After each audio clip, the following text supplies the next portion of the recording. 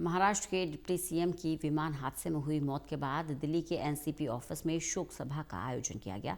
इस मौके पर कार्यकर्ताओं ने वहां पहुंचकर उनकी तस्वीर पर माल्यार्पण किया। एनसीपी के प्रवक्ता ने मांग की है कि इस मामले की सीबीआई जांच होनी चाहिए। एनसीपी प्रवक्ता नवीन कुमार से बात की है हमारे असिस्टेंट एडिटर ललित नारायण कांडपाल ने। महाराष्ट्र के उप मुख्यमंत्री अजित पवार की प्लेन क्रैश में हुई मौत के बाद पूरे देश में शोक की लहर है।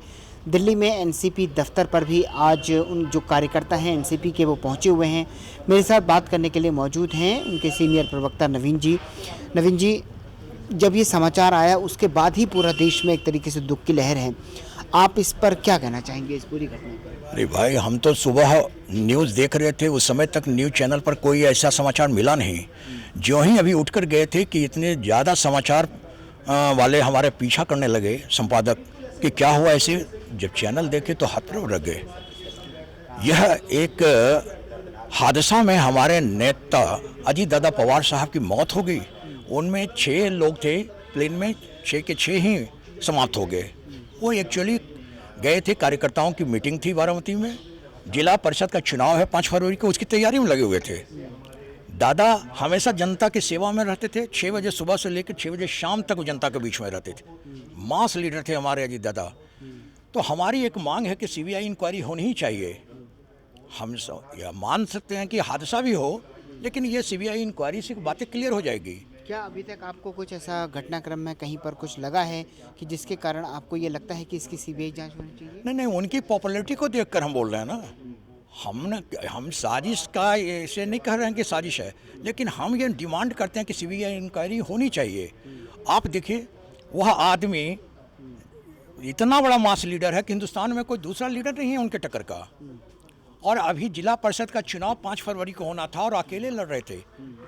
आप देखे होंगे कि सीनियर पवार साहब भी उनके साथ आके जुड़े, बहुत तेज़ी से उभर रहे थे।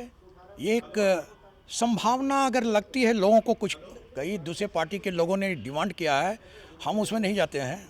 हमारी पार्टी की अपनी सोच है कि एक सीबीआई इंक्वायरी पर होनी चाहिए। इतने बड़े कद्दावर नेता के लिए बनता है। जब कभी भी इस तरह की घटनाएं होती हैं तो हमें उस व्यक्ति से जुड़ी बातें याद आती हैं। आज कौन सी बात आपको सबसे ज़्यादा याद आ रही है अजीत दादा की? नहीं, अजीत दादा पवार साहब जो कार्यकर्ताओं को इज्जत देते थे, हम लोगों को इज्जत देते थे, वो देखते बनता था। कई बार हम उनसे मिले हैं महाराष्ट्र में। उन्होंने कहा कि आप चुपचाप बैठिए, जनता से डील कर लेते हैं, उसके बाद आपसे मुलाकात हमारी होगी। और आप विश्वास कीजिएगा, डाइनिंग टेबल पर हमारे साथ बैठकर वो खाते थे। इतनी इज्जत और सम्मान देते थे। आप सारी बातें सुनते थे और कहते थे आप लोग पार्टी को चलाने में कोई कोर कसर नहीं कीजिए, मेहनत कीजिए, जो कमी रहेगी हमसे बोलिएगा, हम पूरा करेंगे, आगे बढ़िए। पार्टी बहुत बड़ी चीज़ है, पार्टी को आगे कीजिए और उसमें तल्लीन रहिए, मेहनत कीजिए। ये उनका होता। हमेशा हम लोग के पीठ पर खड़े रहते थे वो। तो कुल मिलाकर आज पूरे देश में जो है शोक की लहर है। अब देखना होगा कि सीबीआई मांग जो ये इस पूरी मामले की एनसीपी की ओर से की जा रही है, इसको लेकर आने वाले दिनों में क्या कुछ देखने को मिलता है। कैमरा पर्सन शूरवीर के साथ ललित नारायण कांडपाल, टोटल न्यूज़, दिल्ली।